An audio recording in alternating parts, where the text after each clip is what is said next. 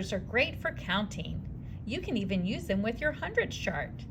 In this video, we will show you how you can use your counters to explore combinations of numbers.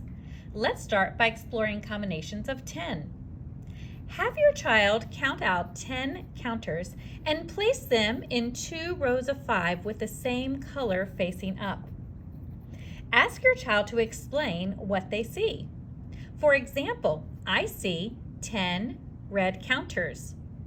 I see 0 yellow counters.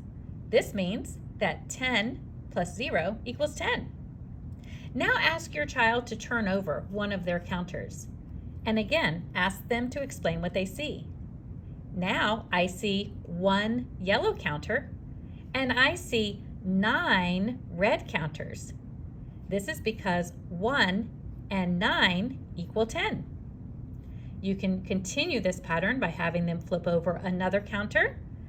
Now I see that we have 2 yellow counters and 8 red counters, and that lets me know that 2 and 8 equal 10.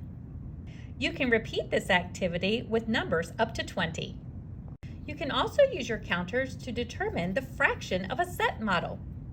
Begin by counting out 10 counters and place them inside of a cup. Pour the counters onto a table and then separate them so you can see each color.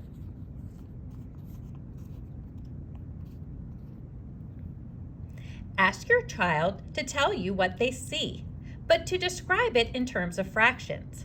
For example, I see that 6 counters are red, so 6/10 of the counters are red. I also notice that 4 counters are yellow. The fraction of yellow counters is 4/10. You can also add and compare your numbers using these counters. For example, I see that 6/10 are red and 4/10 are yellow. So 6/10 is greater than 4/10. You can even add them together.